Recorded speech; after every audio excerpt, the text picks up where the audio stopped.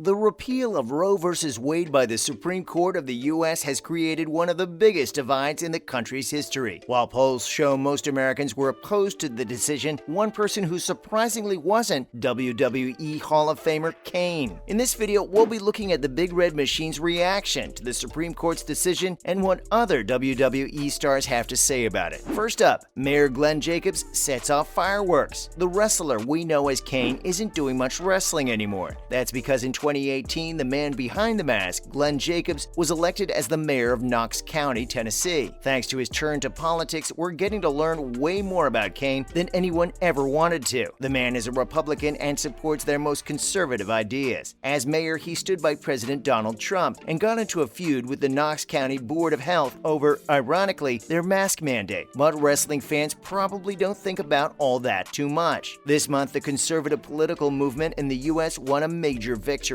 They'd been opposed to the 1973 Roe v. Wade decision since the day it was handed down by the Supreme Court, and conservative politicians have been working to overturn that decision ever since. Well, that day is here. As God is our witness, the constitutional right to abortion is broken in half. As we speak, a good chunk of the country is working to severely restrict or even ban abortions. Now, given what you've heard about Kane's politics and what his political fellows felt about Roe v. Wade, you can see where this is going. He welcomed the decision, saying that it'll allow the state of Tennessee to pass stronger restrictions on abortions, which many were praying for in the state. Now, he didn't necessarily say that the state should stop abortions, but even restricting them can have a profound impact on women, particularly poorer ones. But wait, is that page running down the ramp? It seems like the former wrestler should have remembered what happens when you start spouting off on the mic, which wasn't a very Kane thing to do in the ring, come to think of it. Other wrestlers have taken to condemning his views on abortion, the first among them being Paige. Part of the reason for that must be that she is approaching the final end of her contract, so she feels she can speak freely about political matters. And speak she did. She called Kane's take a not very PG word and lamented the fact that she looked up to him as an idol. It was disappointing for her and probably millions of other Americans that the wrestler that inspired her was in favor of controlling women and their bodies. A much more high-profile lashing came from Becky Lynch, the man herself. She's one of the faces of the WWE right now and a horsewoman of women's wrestling, and she's just had a baby herself. Her remarks were just as searing as you'd expect, telling Kane that she had a daughter of her own will and wants her child to live in an America where she can make her own choices about abortion. From the men, Mustafa Ali kept his comments brief and pointed. The politicians don't care about your born or unborn, as long as they hold the money and the power. Britt Baker kept it even shorter and sweeter, telling Kane that his lack of awareness was the reason he couldn't hack it as a dentist. Ouch. What we're interested in seeing is if any of the biggest WWE superstars will follow Becky's example and call the former wrestler out. John Cena, Dave Bautista, and The Rock are showbiz titans who've far outgrown their wrestling boots. Bautista hasn't shied away from speaking his mind, so our money is on him being the first of this bunch to Bautista bomb Kane, or just condemn the Supreme Court in general. So what does the WWE have to say? Not much, apparently. For starters, we shouldn't get too excited about WWE either opposing Kane, one of their stone-cold legends, or opposing Becky Lynch, one of their rising stars. While kayfabe died a long time ago, the WWE tries to pretend as if the WWE universe is genuinely a different universe from our own. That's already getting harder to do with Vince's own scandals catching up to him lately. But if the agency had an opinion, it wouldn't be in favor of abortion by any means. The McMahons aren't the most overtly political family in the world, but they've shown their Republican leanings over the years. Linda McMahon in particular took 2 shots at becoming Connecticut's senator and served as the administrator of the Small Business Administration under Trump. She's now the chair of the Pro-Trump America First Action PAC. We expect the WWE to remain mum about this issue and let the wrestlers duke it out amongst themselves on social media. Credit where credit is due, wrestlers at the agency have a surprising amount of freedom of speech, as long as they don't say anything too crazy or criticize the company. In this universe era where the line between character and person is blurrier than ever, we suspect that there will be many other wrestlers who speak out for or against this decision. Now time for some other news. Let's embarrass Kane by remembering the Katie Vick saga. If we're starting to give too much importance to the opinions of wrestlers on reproductive health, it's a good idea to remember that Vince put Kane and Triple H through the insanity that was 2002's Katie Vick storyline. As the company moved on from the Attitude Era towards the Ruthless Aggression Era, Vince wanted to try something new in the storyline department. People had been calling the WWE soap opera for men, so why not run with it? That approach started and died with the Katie Vick angle, which started when Triple H took out Hurricane, forcing Kane to defend his tag team championship alone. After that match went Kane's way, Trips came out and revealed that he knew that Kane had killed his own girlfriend, Katie Vick. Next week, Kane explained to the crowd that Katie died in a car accident while he was driving her home, and yes, he was still masked at the time. But then Triple H showed up to reveal a secret detail. Some unmentionable stuff was found on her body, revealing that he had done something to it. This was followed by some controversial videos fired off by Triple H and Kane towards each other. Thankfully, Creative killed this storyline before it could kill WWE. And now one of them is an executive at the company and another is mayor of Tennessee's third largest county. Maybe it never really died, it just swallowed the real world whole. And speaking of wrestling and healthcare, we have an update from Big E. Along with Kofi Kingston and Xavier Woods, Big E charmed the WWE Universe as part of the New Day stable. Unfortunately, he suffered a severe neck injury that fractured his C1 and C6 vertebrae earlier this year. This is some seriously sour news that will be keeping him out of the ring for a good long while. We got an update from him this week, but it's not a promising one. Scans of his vertebrae are showing that the C1 isn't healing very well on its own. The plan right now is to observe the healing process for a year and see where to go from there. Surgery at the moment remains off the table, so it's looking like it's going to be more than a year at best before we get any progress on his condition. That sounds bad, but remember, Edge made a comeback after triple fusion neck surgery, and Shawn Michaels famously returned after back problems of his own. As Big E himself would tell you, don't you dare be sour. To close on some good news, Logan Paul is now signed to the WWE. Pictured alongside Stephanie McMahon and her husband, Logan Paul signed and held up his WWE contract. Paul has already proven himself in the ring. He got to step onto no less than the WrestleMania stage, and he dazzled his tag partner, The Miz, with his abilities and commitment. Looks like The Miz is getting his wishes fulfilled, as Logan will soon become a regular on the roster. With a high school background in wrestling and a brief boxing career, Logan is probably more qualified for the WWE than he was for YouTube. Still, the fact that he got to skip the developmental phase of the WWE and jump straight to the main roster is interesting. It shows that the company feels strongly about Logan's abilities and what he can bring to the ring. We'll be looking forward to seeing him take some bumps on one of the main shows, and the only question that's left is which show it'll be. It'd make a lot of sense for him to continue his tag partnership with The Miz on Raw, but he could get up to some trouble on SmackDown too. That's all for today's video. At the risk of opening a can of worms in the comments, what do you think about Kane's remarks? Or about the people going against him? And where do you land on the issue of abortion in general? Don't forget to like, share, and subscribe.